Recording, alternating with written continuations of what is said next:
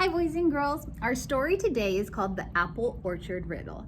And this is a fiction story, a book just to tell us something fun that's made up. The Apple Orchard Riddle.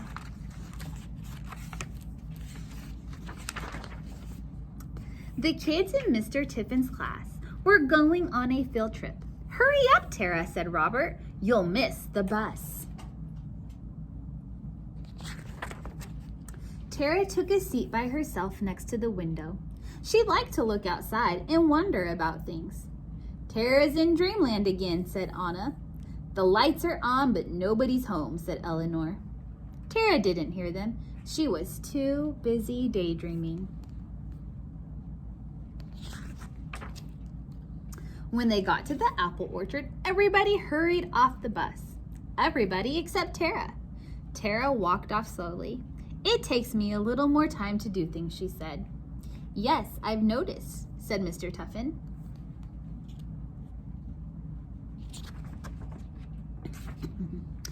The class gathered around the orchard's owner, Farmer Hills.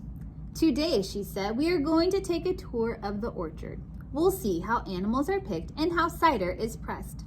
We'll watch apples get peeled by a special machine, and we'll pick some apples off the trees. Plus, I have a riddle for you to solve, said Mr. Tiffin. What's the riddle? Asked Charlie. Mr. Tiffin said, show me a little red house with no windows and no door, but a star inside. That's it, said Jake. That's the riddle? That's the riddle, said Mr. Tiffin. Your job is to find the answer. How are we going to have time to figure this out while we also have to learn about apples? Asked Molly. Are you sure this is fair? Yes, I'm sure, said Mr. Tiffin. I'm not very good at tests, Tara said. That's lucky, because this is not a test, said Mr. Tiffin. The class walked along a path lined with trees, stretching far away as they could see. We grow 20 varieties of apples here, Farmer Hills said. Who can name some apple varieties? McIntosh, said Alex. Granny Smith, said Jeremy.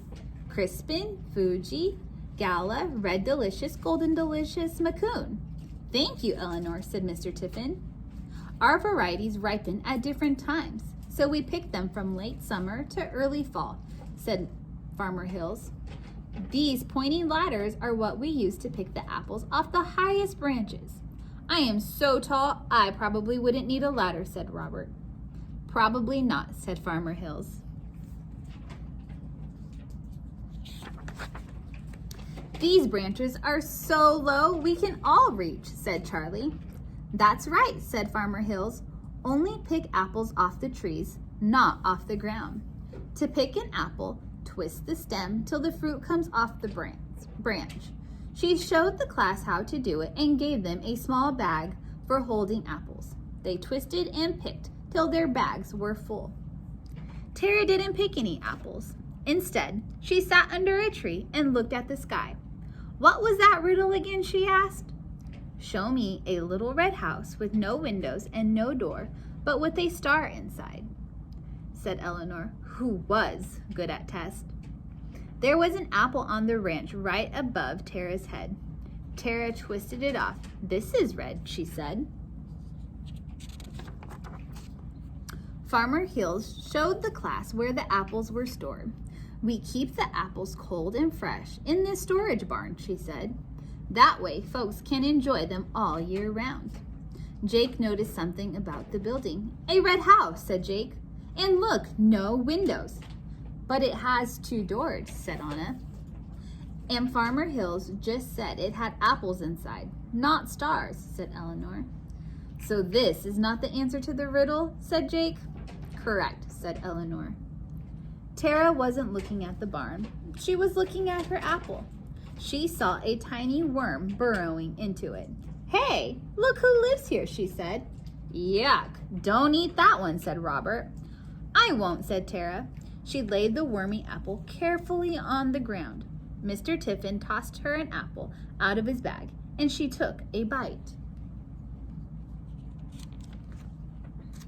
At the cider press, Farmer Hills put on a raincoat and hat before she got close to the machine. Making cider must be a messy business, said Mr. Tiffin. And noisy too, said Farmer Hills. The class watched as freshly washed apples traveled up a chute to get chopped up into tiny pieces. This is called pulp, said Farmer Hills. Pulp? Said Eleanor. Nice word. Next, a farmhand used a hose to spray the pulp onto canvas sheets. Cool, said Jeremy. Finally, the sheets of pulp were pressed down hard.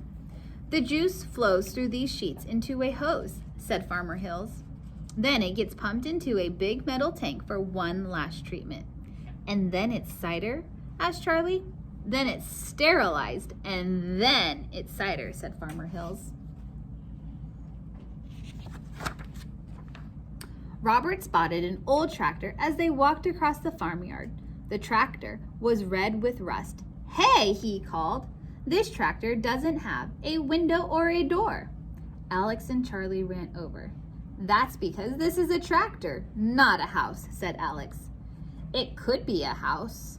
For mice, said Charlie. Mice sometimes live in a tractor seat. Alex and Charlie and Robert poked around the seat. There were no mice. Maybe there's a star inside, said Alex. Robert and Charlie looked all over the tractor. It had a steering wheel and a gas gauge and a couple of pedals. But no star, said Charlie.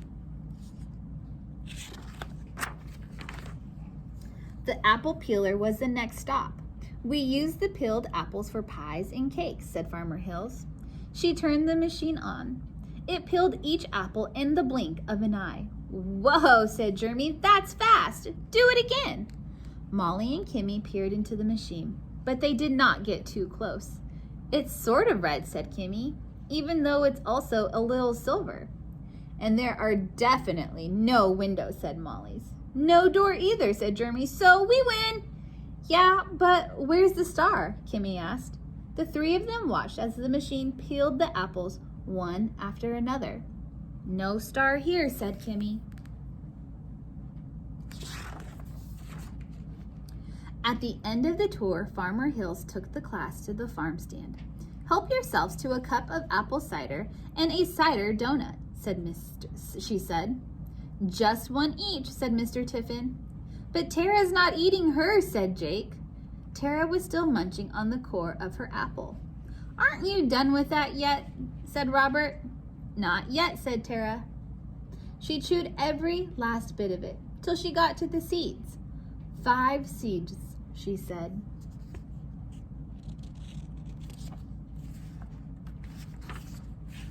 Just then, Mr. Tiffin looked at his watch. Hey, class, he called. The bus will be here soon. Let's talk about what we learned today. We learned that apples come in lots of different varieties, said Molly. Crispin, Fuji, Gala, Red Delicious, Golden Delicious, Macoun, said Eleanor. Cider presses make a lot of noise, said Jeremy. Donuts are yummy, said Jake. How about the riddle, said Mr. Tiffin. There doesn't seem to be an answer, said Eleanor. I told you it was no fair, said Molly. Tara walked over to Mr. Tiffin. She had 5 apple seeds in one hand and a round red apple in another. She handed Mr. Tiffin the apple. This is a little red house with no windows and no door, said Tara. That's not a house, said Jake. It is if you're a worm, said Tara. Mr. Tiffin smiled at Tara. Go on, he said. I think there's a star inside this apple, said Tara, where nobody can see it. If nobody can see it, who cares? Said Robert. I care, said Mr. Tiffin. Let's take a look. The class gathered around Mr. Tiffin as he took the apple out of Tara's hand. Where's the hidden star? He asked. You'll see it if you cut it this way, right across the middle, said Tara. Mr. Tiffin borrowed a small knife from Farmer Hills. He cut the apple in half, right across the middle. When he pulled the apple apart, the class could see its 5-pointed star. Hey, Tara was right, said Molly. Just then, the bus rumbled down the lane. Let's give a cheer for Farmer Hills, class, said Mr. Tiffin. And they did. The donuts were great, shouted Jake. The class grabbed their jackets and bags and ran to go home. Come on, Tara, said Mr. Tiffin.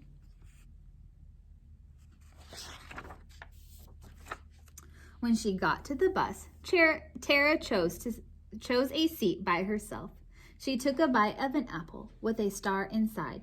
Then she looked out the window so she could daydream a little more. The end. Have you guys ever seen a star in the middle of your apple? Next time you have one, why don't you see if mom or dad can cut it for you and see if you see that star too. See you tomorrow.